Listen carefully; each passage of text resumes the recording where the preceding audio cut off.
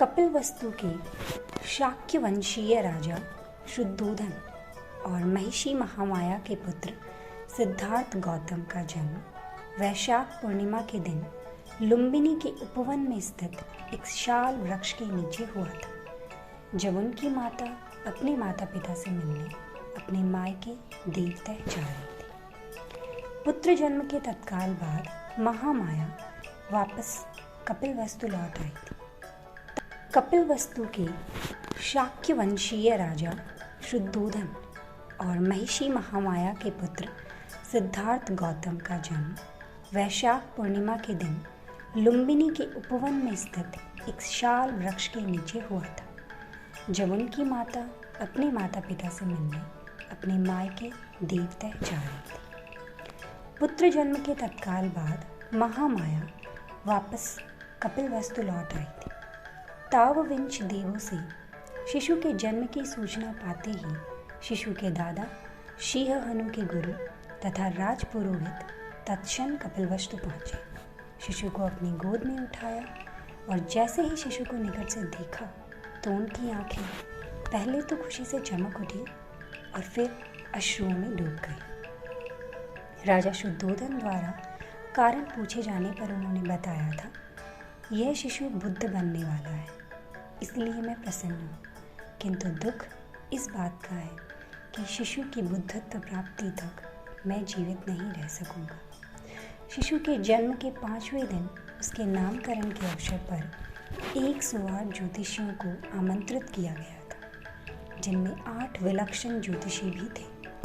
उन 8 में से 6 राम, धज, लखन, मंती, भोज और सुदंत ने भी यह भविष्यवाणी की थी कि वह शिशु या तो चक्रवर्ती सम्राट बनेगा या एक बुद्ध। किंतु सबसे कम उम्र के ज्योतिषी कोंडन का कथन था कि वह शिशु निश्चित रूप से एक बुद्ध बनेगा। शिशु का नाम सिद्धार्थ गौतम रखा गया। 7वें दिन सिद्धार्थ की माता का देहांत हो गया। तब उसके लालन पालन का दायित्व उसकी मौसी महाप्रजापति ने लिया। उनकी मौसी भी शुद्धोधन की एक रानी थी और उनका विवाह भी शुद्धोधन के साथ उसी दिन हुआ था जिस दिन महामाया। 16 वर्ष की अवस्था में सिद्धार्थ ने शाक्यों की एक सभा में अपने अद्भुत युद्ध कौशल दिखाए। शार्भरंग जातक के अनुसार तो उन्होंने एक ऐसे धनुष को उठा अपने कर्तव्य दिखाए थे जिसे 1000 आदमी मिलकर भी नहीं उठा सकते थे। किंवदंती तो यह कि उनके शौर्य से प्रसन्न हो उन्हें 40,000 शाक्य कन्याओं के हार प्राप्त हुए थे, जिनमें शुद्ध बुद्ध की राजकुमारी बिंबा उनकी प्रमुख रानी बनी थी, जो बाद में राहुलमता के नाम से बौद्ध साहित्य में विख्यात है। बिंबा ही शुभंदका और यशोधरा के नाम से जानी जाती। 29 वर्षों तक ठसुरभ और ठसुर नामक प्रसादों में राजवैभव भोगने के बाद सिद्धार्थ संसार से विमुख हो संन्यास को उन्मुख हुए। कहा जाता है कि उन्होंने एक बार किसी रोगी को देखा और अनुभव किया कि हर कोई जो पैदा होता है रोग और व्याधि से पीड़ित होता रहता है। फिर उन्होंने किसी वृद्ध को देखा। इससे उन्हें यह विदित हुआ कि हर कोई जो जन्म लेता है कालांतर में वृद्ध भी होता है, ततः उसके हाथ पैर शिथिल और जर्जर हो जाते। फिर जब उन्होंने एक मृत को देखा तो यह ज्ञान पाया कि हर कोई जो जन्म लेता है एक दिन मृत हो अपने संसार और नश्वर शरीर को भी छोड़ जाता है। तब सारी सुख सुविधाओं और वैभव की वस्तुएं निरर्थक हो जाती। अतः संसार सारहीन है। अंततः जब उन्होंने वैभव का त्याग कर सत्य का अन्वेषण कर रहे थे तो उन्होंने भी सांसारिकता का परित्याग कर संन्यास वरण कर गृह त्याग दिया। शाक्य कोली और मल्ल राज्यों को पार कर सन्यासी के रूप में वे राजगीर आदि स्थानों पर भटकने लगे। इसी क्रम में उन्होंने अकार का काम और उद्धकाराम पुत्र को अपना गुरु बनाया, किंतु उनके दर्शन व विचार से वे संतुष्ट नहीं हुए।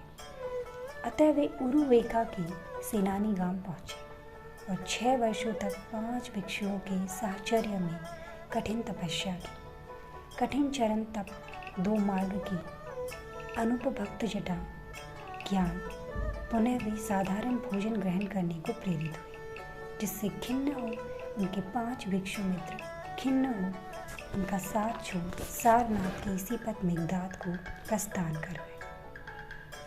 सिद्धार्थ के साधारण भोजन ग्रहण करने की इच्छा सुजाता नाम की एक कन्या ने सोने की कटोरी में खीर अर्पित कर पूरी की। वह दिन वैशाख पूर्णिमा का।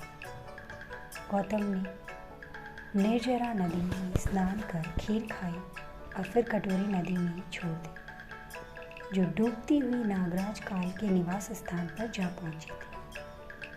फिर सारा दिन साल उपवन में व्यतीत कर शाम को वे पीपल के पेड़ के नीचे जा बैठे। वहीं सुतेय नामक एक घसियारे ने उन्हें 8 मुट्ठी घास दी। घास को उन्होंने पूर्व दिशा की ओर रखकर उसकी आसनी बनाई। फिर उस पर बैठकर उन्होंने यह प्रतिज्ञा की कि जब तक वे बोधि नहीं प्राप्त करते तब तक वहाँ से नहीं उठेंगे। उनकी प्रतिज्ञा की तेज से महाव्रत और सारे देव उनके सामने प्रकट हो उनकी स्तुति करने लगे, किंतु उनकी दृढ़ मान ने उन पर आक्रमण किया, जिसके भय से सारे देव वहाँ से भाग खड़े हुए।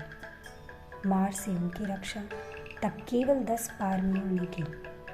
इन पारमियों को उन्होंने बोधिसत्व बनने के बाद 550 जन्मों के कठिन संघर्ष के क्रम में अर्जित किया था।